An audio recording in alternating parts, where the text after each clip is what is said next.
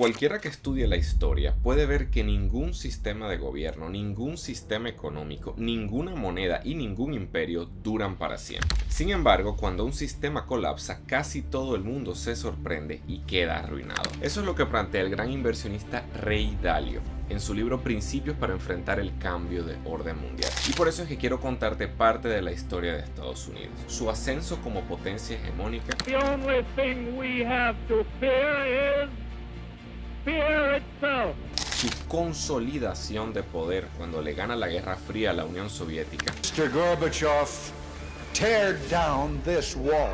Y su aparente declive actualmente cuando surgen nuevas potencias que desafían su liderazgo y su poder a nivel internacional. Que Occidente está en peligro. Pero lo que más me preocupa es que yo veo aquí en YouTube muchos comentarios que intentan negar esta realidad económica que es evidente. Estamos viendo cómo los países llamados desarrollados están en un declive de su poder, mientras que desde los países llamados subdesarrollados están surgiendo nuevas potencias. Y no importa si esto a uno le gusta o no le gusta, si uno quiere que Estados Unidos se mantenga como potencia o quiere que China emerja y se imponga su poder. Esto es una tendencia de la realidad objetiva y su ejemplo más claro se puede ver justamente en Estados Unidos.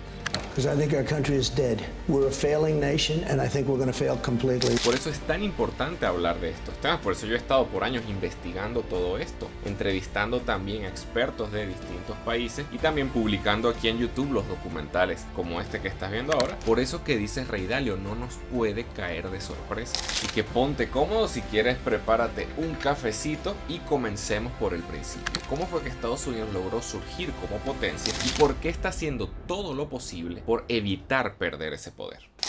We are Americans. Here in this land, we unleash the energy and individual genius of man to a greater extent than has ever been done before. An American airplane dropped one bomb on Hiroshima and destroyed its usefulness to the enemy. The total influence, economic, political, even spiritual, by the military-industrial complex. My fellow citizens of the world, ask not what America will do for you, but what together we can do for the freedom of man. To all Americans. The bedrock of our economic success is the American dream. It's a dream shared in big cities and small towns, across races, regions, and religion. Never seen anything like this. We are a nation in decline. We are a failing nation. Hasta ahora, los desenlaces de cambiar una hegemonía por esto han sido sangrientos, porque el papel que hoy juega Estados Unidos lo jugó Inglaterra en el siglo XIX, desde antes del siglo XIX, que es la cuna del capitalismo. Inglaterra era el país que vendía en el mundo y que controlaba la producción mundial, y la moneda mundial era la libra esterlina. Eso cambia cuando Inglaterra pierde peso en la producción mundial y Estados Unidos coge fuerza. Y cuando pierden el control militar del mundo con la aparición de la aviación. Pero esa sustitución requirió la Primera Guerra Mundial y requirió la Segunda, que eran guerras por conquista de mercado y fuente de materia prima. De la Segunda Guerra sale Estados Unidos como la primera potencia porque no la sufrió. Fue fundamentalmente Europa y Japón. Y hoy está esta sustitución que Estados Unidos no la va a permitir sin defenderse. We will make America great again. El dólar ocupa ese lugar de moneda hegemónica. Lo ocupó cuando terminó la Segunda Guerra Mundial en 1945. Y el mundo aceptó esa moneda porque Estados Unidos era y todavía sigue siendo la economía más poderosa del mundo. Es muy superior a todas las demás, incluso casi a todas las demás juntas. Porque Estados Unidos llegó a tener, cuando terminó la Segunda Guerra Mundial, alrededor de la mitad de la producción del planeta y más del 40% de las exportaciones. Entonces, antes del dólar era la libra esterlina, porque Inglaterra era la primera potencia mundial. Fue la cuna de la revolución industrial, el país más industrializado durante el siglo XIX, pero lo fueron sustituyendo. El desarrollo de Estados Unidos, Alemania, otros países. Entonces, se impuso el dólar porque el mundo entero tenía necesidad de comprarle a Estados Unidos, la gran potencia económica, y pedir préstamos a Estados Unidos, incluyendo Europa. Estados Unidos, después de la Segunda Guerra Mundial, desarrolló un plan que le llamaron el Plan Marshall para hacerle muchos préstamos a Europa y también donaciones para levantar las economías europeas devastadas por la guerra.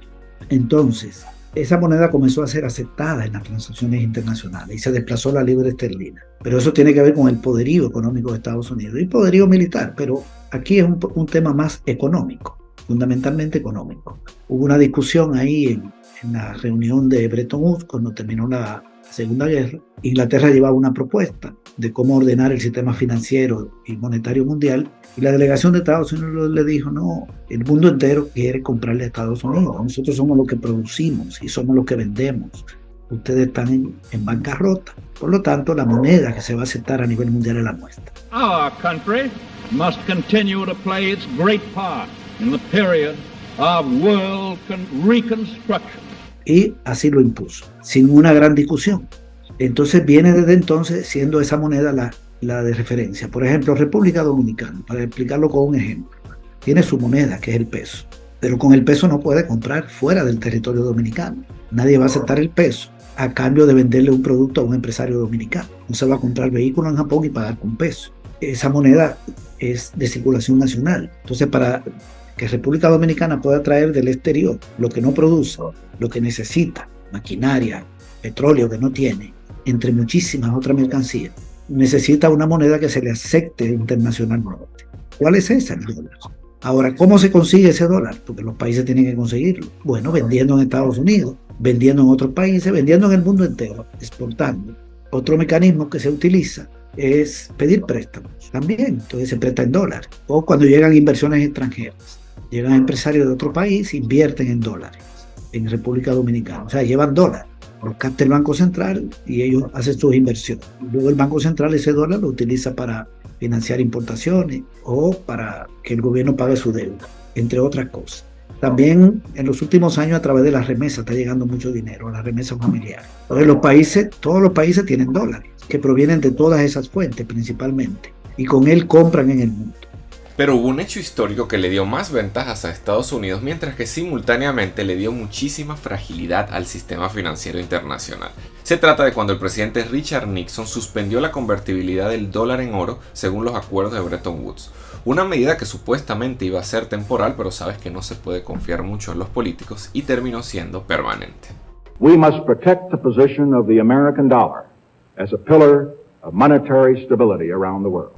Estados Unidos también ha creado un desorden monetario a nivel mundial, porque desde el año 1971 comenzó a emitir dólares sin respaldo para financiar sus guerras en Asia, en Vietnam, en Laos, en Camboya. Tenía problemas económicos, emitió dinero y ese dinero salió al exterior, porque si en República Dominicana el Banco Central emite un peso para prestarle al gobierno, por ejemplo, ese peso no sale de Dominicana, se queda adentro. Busca bienes, busca servicios, demanda. Y si es una cantidad grande, entonces suben los precios. Pero en Estados Unidos emiten dinero y ese dinero no se queda dentro. Se emite para prestarle al gobierno, para que el gobierno le pague los salarios a los militares. Pero luego ese dinero se va moviendo en la economía y termina en los bancos. Y los bancos se lo prestan a los importadores y de ahí se va al exterior. No genera presión interna, sino que se va hacia el exterior. Y del exterior llegan a Estados Unidos petróleo y un montón de productos, maquinaria, bienes de consumo. Entonces eso fue creando un desorden porque se inundó el mundo de dólares. Eso generó muchos problemas inflacionarios, una desestabilización, una cantidad de dinero que circula que es superior a la producción de bienes y servicios a nivel mundial. Un desorden monetario. Lo trae desde los 70, los 80 y todavía lo sigue haciendo. Entonces muchos países comenzaron a desarrollar su aparato exportador como China y otros. Inundaron a Estados Unidos de productos y están llenos de dólares. Al extremo de que hasta le prestan. China le presta dinero a Estados Unidos, le compra bonos del tesoro y le presta dinero. Y Estados Unidos le tiene que pagar por esa deuda. Y China ha acaparado el 30% de los dólares que circulan en el mundo. Lo han estado convirtiendo en oro, en euro, en otras monedas. Sus rivales acapararon las divisas. Pero ¿qué pasaría si esos rivales lograran derribar el dólar y Estados Unidos perdiera esa hegemonía internacional que tanto tiempo le llevó construir? It's a problem that we will not be able to solve in the next few years. And it's likely to get progressively worse through the rest of this century. Supongamos que el dólar ya no sea aceptado como moneda para el intercambio mundial, que sea una moneda tipo el peso dominicano. Claro, con una economía grande, pero una moneda que no es mundial, sino solo de Estados Unidos. Entonces eso tiene implicaciones para ellos, porque no podrían seguirlo emitiendo en la cantidad en que lo hacen, que hacen una emisión enorme para financiar el déficit del gobierno, que está ocasionado sobre todo por un gasto militar de más de $700 mil millones anuales. Más del 30% del gasto militar del mundo. Entonces imprimen el dólar, el gobierno funciona con esa impresión y ese dólar finalmente no le genera mucha inflación interna, sino que se va al exterior vía importación. Se dan el lujo de comprar en el mundo emitiendo una moneda.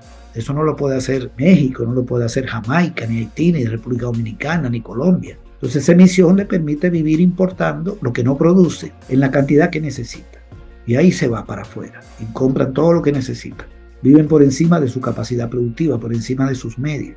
Si ya no se lo aceptan, entonces esas compras externas no la puede mantener. Porque si emite dinero para financiar el déficit del gobierno, para funcionar el Estado, ese dinero se va a quedar adentro y va a generar una alta inflación, una alza de precio enorme que le afecta incluso capacidad de competencia a sus empresas exportadoras, porque le suben los costos y pierde terreno en el comercio mundial. Pero además una inflación alta devora los salarios, los ingresos, las pensiones. También provoca alza de los intereses bancarios. En un país donde la inflación es 20%, la tasa de interés se dispara, porque si no la gente saca los ahorros de los bancos. Y entonces tiene que prestar más caro los bancos y pagarle más caro a los ahorrantes, se aumentan los costos de las empresas por el crédito. Gente endeudada no puede pagar los créditos, se genera toda una quiebra de la economía. Entonces esa emisión ya no la podrían seguir haciendo.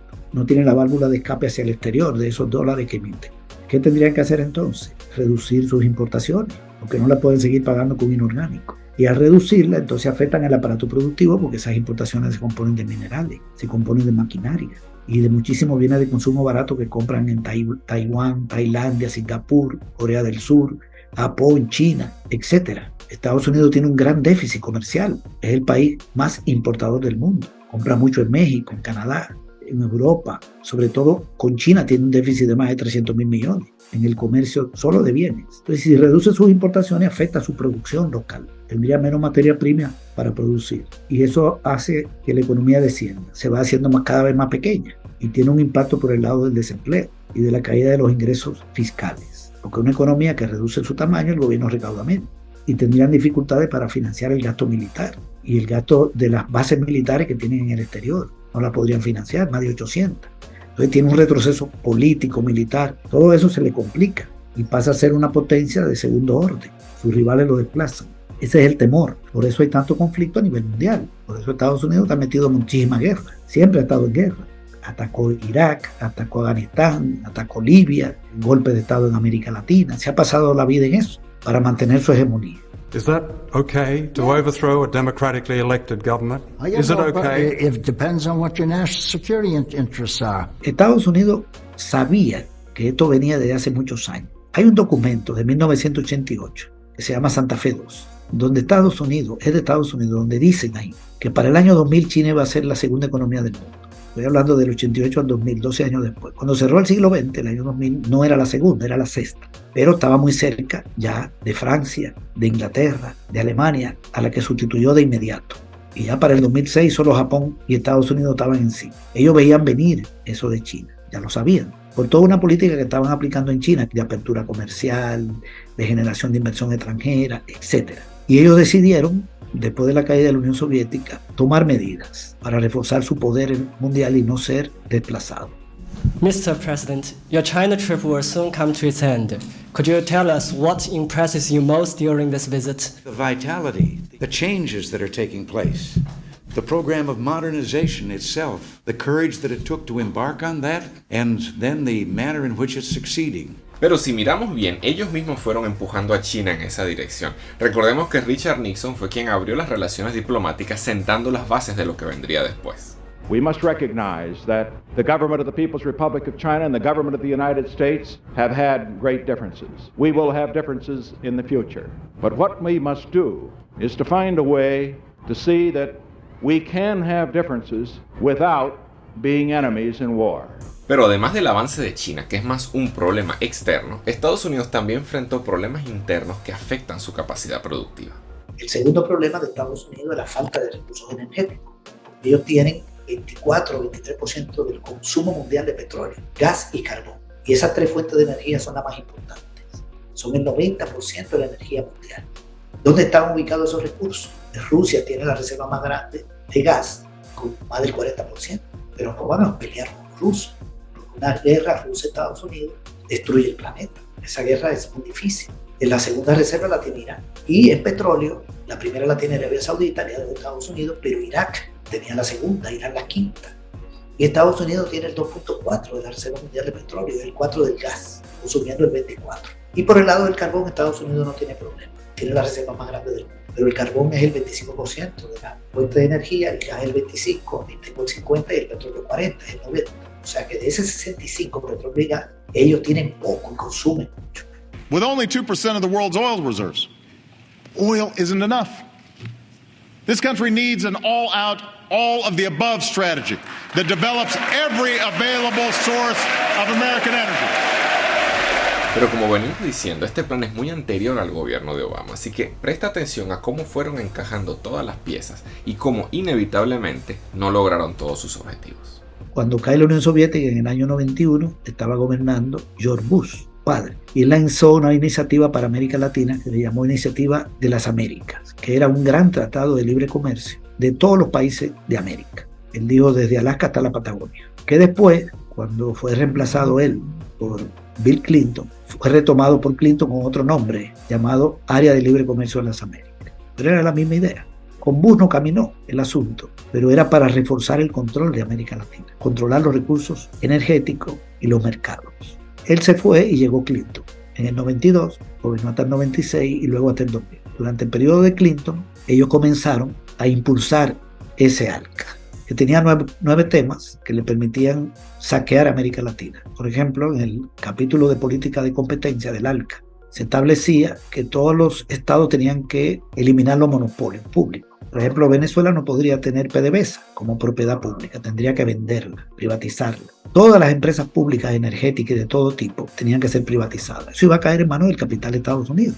Había otro capítulo que era el de agricultura, que Estados Unidos planteaba que le quitaran los impuestos a los productos agrícolas para venderlos en América Latina sin impuestos, y que los de América Latina entraran a Estados Unidos y que cada país se vendiera sin impuestos. Pero Estados Unidos no se protege con aranceles, se protege con subsidios y trabas sanitarias, y no la quería quitar en el marco del ALCA. Le pueden decir a República Dominicana venden arroz, pero ese arroz no entra a Estados Unidos porque allá el costo es muy bajo, porque el Estado pone el 65%, volviendo al ejemplo. Entonces Estados Unidos planteaba en el capítulo de subsidio mantenerlo y en el de agricultura que se quite el arancel, la traba arancelaria, y también que se eliminaran las reservas de alimentos. Si hay un ciclón en Dominicana y hay escasez de comida, vendérsela, que no se puede venderla de Estados Unidos, no, para que no se utilicen reservas propias. Todo ese era el ALCA, ese era el plan de Clinton, y la economía creció con Clinton 5%.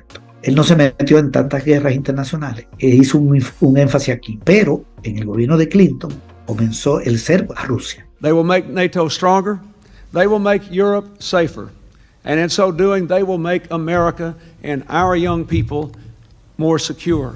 Entre el año 99 y el año 2004, ya con Bush hijo en el 4, entraron a la OTAN muchísimos países de Europa del Este, que antes eran aliados de la Unión Soviética. Polonia entre la OTAN, ahí hay bases militares, está cerca de Rusia. Hungría, Rumanía, Bulgaria, Albania, la República Checa, entre otros. Y ahora quería meter Ucrania. Entonces fueron acercando las bases de la OTAN hacia la frontera rusa. Eso comenzó con Clinton y siguió con Bush. Pero cuando Clinton se fue no hubo ALCA y llegó Bush y levantó de nuevo el ALCA y le metió otro componente. Because trade agreements reduce barriers and tariffs. That's what they do. And why wouldn't people want to access our vast market? I don't know. It's beyond me.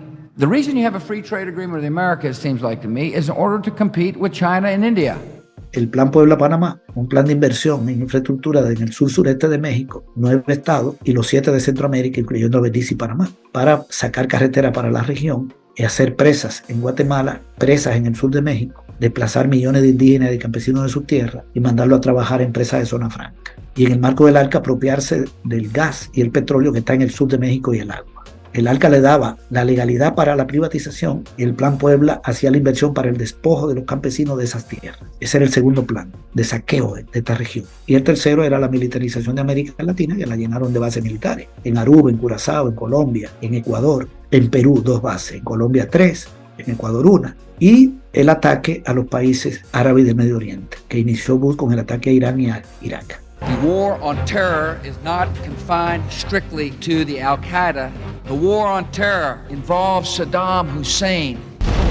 Vamos viendo cómo se unen las diferentes partes del plan, pero ¿por qué es la guerra parte de ese plan? Lo que sucede es que la guerra tiene varias aristas. Uno ve un gasto grande en materia militar y en vidas, sobre todo en vidas. Pero en términos económicos, los gastos militares también contribuyen a la reactivación económica. En el año 1999 se inició en Estados Unidos un descenso de la actividad económica. Cayó la tasa de ganancia en la industria en un 30%, en la industria estaban utilizando solo un 70% de su capacidad instalada, porque se había generado una pequeña sobreproducción y tenían problemas. Así cerró el 1999, arrancó el año 2000 con una economía con problemas de colocación de inventarios, sobre todo la industria, también la actividad agropecuaria, y estaba en un proceso de pérdida de dinamismo. La guerra le sirvió para que el Estado le comprara a los empresarios el sobrante de productos, porque al meter tropas en Afganistán y luego en Irán en el año 2003, 2 años después, ellos lograron que el Estado creara la demanda que necesitaba la empresa privada para sacar su sobreproducción. ¿Qué le sobraba? Alimentos. Se lo compra el Estado y lo entrega a los pobres de Afganistán y de Irán. Incluso por helicóptero se lo tiraban. As we strike military targets, we will also drop food, medicine, and supplies to the starving and suffering men and women and children of Afghanistan. ¿Qué le sobraba? Una parte de la industria textil. La guerra significa más demanda de botas, más demanda de uniformes, también reactiva la industria de armamento. Se venden los productos y la industria vuelve a crecer. Y el sector agropecuario y el comercio y todos los sectores se dinamizan. La tasa de ganancia creció en el año 2002, o sea, un año después de la invasión a Afganistán, y en el 2003 llegó a más del 20% el crecimiento. Es decir, George Bush logró con esa política sacar a Estados Unidos de la crisis en que estaba en el año 2001, que venía ya desde finales de 1999. Ya para el 2001 era claro que tenían una problemática. Entonces la empujó y salieron. Y para el 2004, la economía de Estados Unidos estaba en crecimiento y George Bush gana de nuevo las elecciones y gobierna ante el 8. Tuvo éxito hacia adentro, solo que se empata en la guerra y no pudo atacar otros países más que Irak y Afganistán, porque la idea era colonizar toda esa región. Pero jaló la economía. Luego se le presentaron otros problemas, porque el exceso de circulante que se generó inflación más alta que la de China y perdieron competitividad las exportaciones y tuvieron que subir la tasa de interés para frenar el crédito, y eso generó entonces la crisis de hipotecaria de 2008-2009, porque los intereses crecieron muchísimo, la gente no pudo pagar la vivienda y la industria de la construcción paró 5 millones de viviendas, no podía cobrarle a los que se endeudaron con ellas no pudieron pagar los créditos, el problema se trasladó a la banca, de ahí viene la llamada crisis, la crisis de vivienda, así le pusieron, pero es la típica sobreproducción y ya en ese momento no podían recurrir al mismo mecanismo. We are in the midst of a serious financial crisis, and the federal government is responding with decisive action. Pero en la guerra de Afganistán le ayudó a salir de la crisis, porque esos son de los mecanismos que utilizan países como Estados Unidos, que un problema interno lo resuelven agrediendo a otro país. Ahora, si ese dinero se hubiera invertido en otra cosa, en infraestructura, por ejemplo, Estados Unidos podríamos decir que también tendría una mejor situación económica, porque ellos tienen muchos problemas de infraestructura, de carretera, puentes. Es una cosa, la pérdida de competitividad que están teniendo por mala infraestructura vieja, dañada, es grande. Pero mientras se enfrentaban todos esos problemas internos, ¿qué fue pasando todo ese tiempo con sus planes para América Latina? Y se fue Bush, pero no caminó el arca, porque le surgieron gobiernos que se lo trabaron. El gobierno de Chávez, el gobierno de Lula, el gobierno de Kirchner y después Cristina, el gobierno de Correa en Ecuador, el Frente Amplio de Uruguay, el MAS en Bolivia con Evo Morales. Le surgieron gobiernos hostiles que le dijeron no al ALCA. Militarizaron, pero eso no le sirvió de mucho. Y el Plan Puebla Panamá no caminó por falta de recursos y por la resistencia indígena y campesina del sur de México y de la iglesia. Incluso en Guatemala, en el Petén, que querían hacer 6 presas. Prácticamente fracasó. ¡Alca, alca, al carajo! Y en la guerra en Asia, George Bush se fue y seguía la guerra en Irak y en Afganistán. Y no pudo atacar Libia, ni Siria, ni a Irán, que es donde está el gran botín para ellos. Digamos que hizo destrozos, pero se fue y dejó la izquierda gobernando en América Latina, en la fuerza progresista, sin ALCA, sin Plan Puebla Panamá y estancado en Asia. Y China creciendo, porque cuando Bush llega, China es la economía 6. Y cuando Bush se va, en el 2008, ya China es la economía 2 y la primera potencia importadora. Sigue avanzando. No logran su propósito. Y llega en ese contexto Obama, que gobierna 8 años. Obama se olvidó del ALCA, no lo reactivó, pero planteó una iniciativa de integración de los países del Pacífico, incluyendo a Japón, etc., que no caminó. Atacó los gobiernos de Sudamérica y de Centroamérica, dio un golpe de Estado en Honduras, derrocó a Zelaya, derrocó a Lugo, derrocó a Dilma, fue bajo su administración. Estados Unidos está detrás de esos golpes de Estado. Elevó la producción de petróleo de esquisto, inundó el mundo de petróleo y bajaron los precios, y eso impactó negativamente en Venezuela, Ecuador y en Argentina, donde perdió el peronismo de izquierda y ganó Macri. El único gobierno que desplazaron por la vía electoral fue el de Argentina, porque los demás fueron con golpe de Estado. Pero en Venezuela siguió el PSV y en Bolivia el MAS. En Ecuador hubo una traición ahí de un gobierno, volvió a ganar el partido que dirigía Correa, pero el presidente electo se alió a Estados Unidos. Y en Asia, Obama no pudo ganar la guerra de Afganistán ni la de Irak, atacó Siria con fuerza, atacó Libia, impusieron un gobierno, pero todavía hay una guerra fuerte. Y en Siria no logró su propósito. Y China siguió creciendo. Y en el marco del gobierno de Obama se crea el BRIC. En el año 2008 creo que se crea el BRIC, saliendo Bush y entrando Obama. Y se inicia la relación fuerte de Rusia con Alemania para que se dé una integración de Europa con Asia, cuando estaba Merkel dirigiendo en Alemania. Alemania y Francia entran en otra lógica, más de alianza con los países de Asia, sin dejar de tener buenas relaciones con Estados Unidos. Have we ever tried to meddle in other countries' elections? It was for the good of the system in order to avoid the communists from taking over. For example, in Europe, in 47, 48, 49, the Greeks and the Italians, we don't do that now, though? We don't mess around in other people's elections,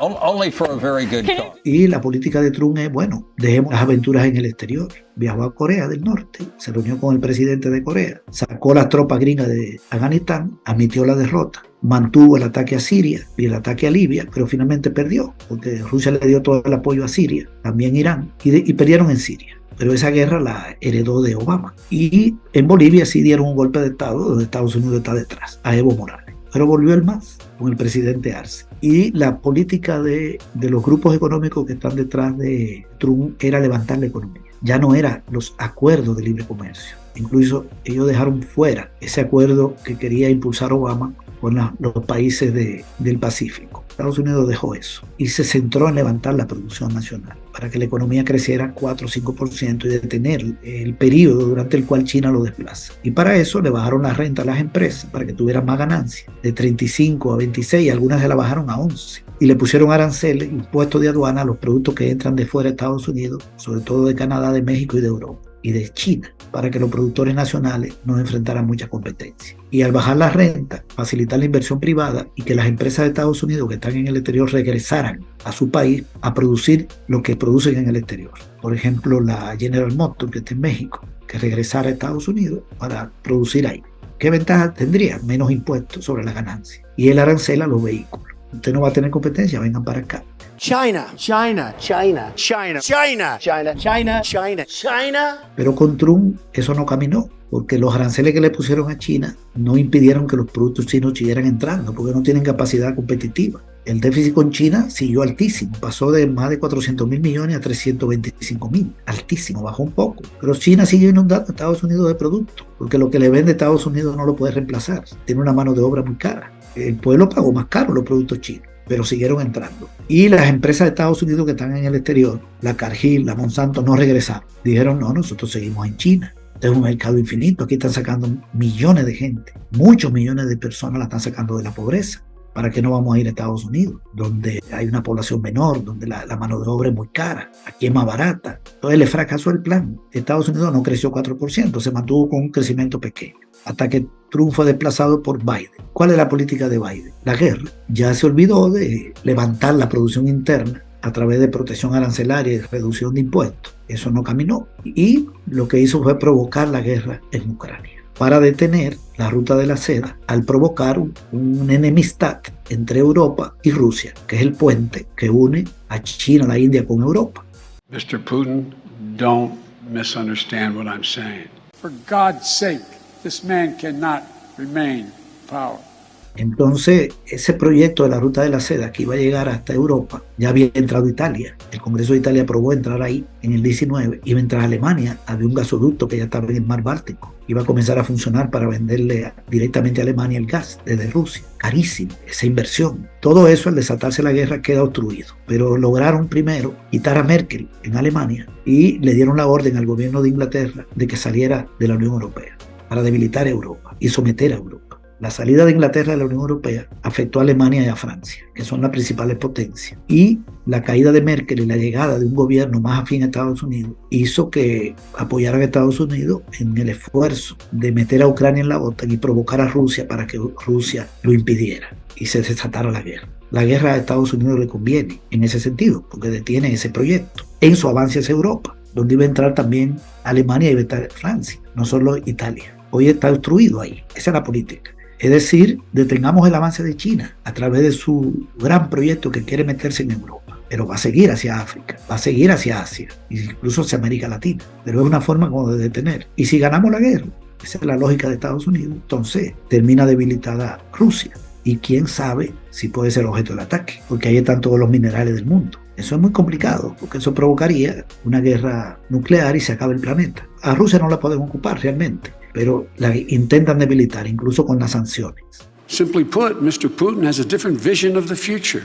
The purpose is clear, to collapse the liberal international order. Y cuando se desató la guerra, en los primeros meses, se reunió el G7, los 7 países que ellos se consideran los más desarrollados, que son Estados Unidos, Japón, Alemania, Francia, Inglaterra o Reino Unido, mejor dicho, Italia y Canadá, y dijeron que el enemigo estratégico era China, no Rusia. Rusia es el enemigo inmediato con el que estamos combatiendo, pero el gran problema es China, es el que va a desplazar, ya desplazó a Europa y va a desplazar a Estados Unidos. Así lo dijeron abiertamente, es decir, que es una guerra contra China, no solo contra Rusia. Entonces la política de Biden es volver al conflicto político-militar, de nuevo, con esa lógica. Y también hacer el negocio, porque Estados Unidos le está vendiendo a Europa armas y le está vendiendo energía. Pero cuando uno ve los resultados, la economía de Estados Unidos no crece y lo que le ha generado es una gran inflación y más pérdida de competitividad. En el año 2022, la inflación en Estados Unidos superó el 6% y en China fue de 1.5, algo así, 1.8. Es decir que la guerra le está generando más problemas por el lado del comercio, porque la inflación sube los costos. Y donde hay competencia entre China y Estados Unidos, el producto chino tiene más facilidades, porque el costo sube menos por inflación. Es decir, que todo tiene su contrario. Ganan enemistando a Europa con China, frenando la ruta de la seda y su avance hacia Europa, haciendo negocio con armas y con energía, pero tiene un impacto en los precios internos, que lo obliga a frenar la economía, el crecimiento económico, controlando el crédito, subiendo los intereses, que ya le está creando problemas a mucha gente que tiene crédito. También han quebrado algunos bancos y están perdiendo competitividad por la inflación en el comercio internacional. De manera que por un lado ganan y por el otro pierden. Pero esa es la política que está planteada durante este gobierno y que va a continuar hasta que termine. No sabemos si después va a venir un giro. De todas maneras, toda esa política no ha permitido impedir que China siga avanzando.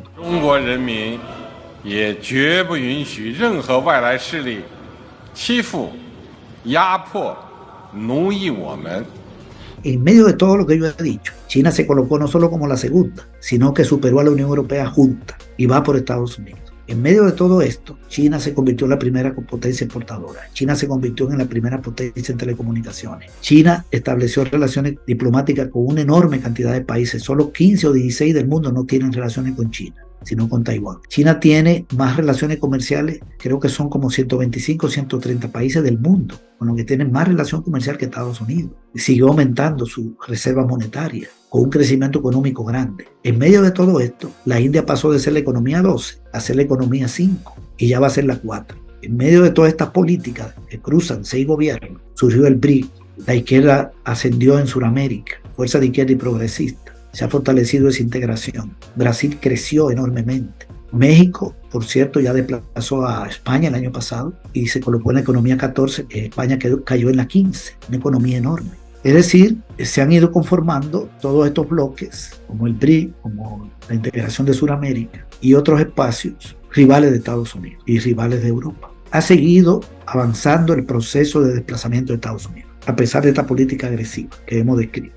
The United States, while it may not use that term, is adjusting to a multipolar world. It's no longer such a clean-cut, black and white. It's far more messy in a way. But I think all of us are trying to adjust to that and find a way of working with each other. Solo el 60% de las transacciones mundiales están haciendo en dólares. Todavía es mucho, pero ya hay un 40% que no se hace en dólares. Entonces, ¿por qué los países lo aceptaban? Bueno, porque era la principal potencia. ¿Qué está pasando ahora? Que está perdiendo terreno. Se conformó un espacio integrado por 5 economías grandes. Es el BRIC, Brasil, Rusia, la India, China y Sudáfrica. Son potencias económicas. y potencia energética y países con muchos recursos mineros. Y el BRIC ha estado planteando la necesidad de crear una moneda alternativa al dólar. Todo eso se está discutiendo en este momento. Pero ya hay muchísimas transacciones que se están haciendo sin dólar. Por ejemplo, Argentina está haciendo transacciones sin dólar con China, utilizando la moneda china. La moneda china se está usando en Asia, en muchos países de Asia, Vietnam, Laos, Camboya, en el comercio con Rusia, en el comercio con la India, en el comercio con Arabia Saudita, en el comercio con Irán, incluso con Japón. Hay un proyecto piloto donde China comercializa con Japón y hasta con Canadá, en una cantidad pequeña. Y surgió otra moneda que quiso competir con el dólar, que era el euro. Representa a los países de Europa que están en la zona euro. Pero Europa no creció tanto. Todas las economías de la Unión Europea juntas son inferiores a Estados Unidos en términos de producción y inferiores a China. Entonces el euro no es el rival, no es el euro que va a sustituir al dólar si es que se da la sustitución. Podría ser la moneda china o una moneda del bloque del BRIC. Estados Unidos tiene el 24% del PIB, China el 18%, casi el 19%, pero ya el BRIC tiene más del 25%. Entonces todo esto ha estado ocurriendo en todos estos años. Un proceso de desplazamiento del dólar, pero muy paulatino todavía. Incluso hay una propuesta de las Naciones Unidas de que se haga una canasta de moneda, de que la moneda china sea aceptada, también el euro y el yen japonés, junto con el dólar, una canasta, digamos que cada una tenga una parcela del comercio mundial. Estados Unidos ha hecho resistencia a eso, se necesita más tiempo, porque Estados Unidos sigue siendo la primera economía del mundo, no es China, y el BRIC entero lo supera ligeramente en la producción, pero no es una economía, sino que es un bloque heterogéneo, que no tiene una política común. China wants to change the standard, the currency standard. And if that happens, that's like losing a world war. We'll be a second-tier country. We'll literally be a second-tier country if that happens. Al menos vemos que Trump lo tiene bastante claro, pero la pregunta que tenemos que hacernos es ¿qué va a pasar de aquí en adelante para saber cómo podemos posicionarnos? Yo creo que si vuelve Trump y los grupos de poder económico que lo respaldan, podría volver a la política que ellos consideran más adecuada, que es elevar la producción nacional. Yo creo que ese es su plan, elevar la producción y tratar de que Estados Unidos pueda penetrar de nuevo en algunos mercados donde ha estado desplazado por China. Yo creo que yo haría un esfuerzo económico muy grande, que me da la impresión de que no le va a dar muchos resultados por el problema de la competitividad. Eso no quiere decir que deje de ser una potencia agresora. Estados Unidos, por su naturaleza, es un estado agresor.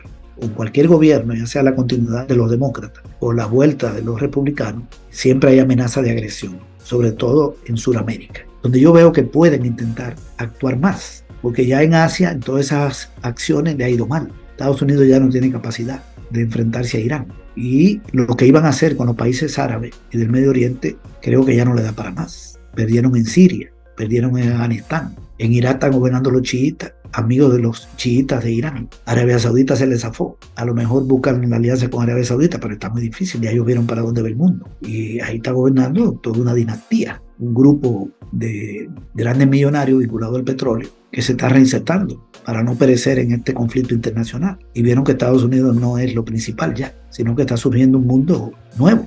Al final yo creo que va a venir una confrontación, gobierne quien gobierne en Estados Unidos, con América del Sur. También haría un esfuerzo, obviamente, por retomar el control de México, poniendo un gobierno que sea afín a sus intereses. Eso es complicado, porque en México aún los gobiernos de derecha mantuvieron siempre una política exterior bastante independiente. Responde a una tradición y a una cultura nacional, pero también puede socavar el gobierno de Morena. Es decir, hay que esperar agresividad, gane quien gane, pero con la diferencia de que el grupo que está detrás de Trump hace más énfasis en lo interno que los demócratas.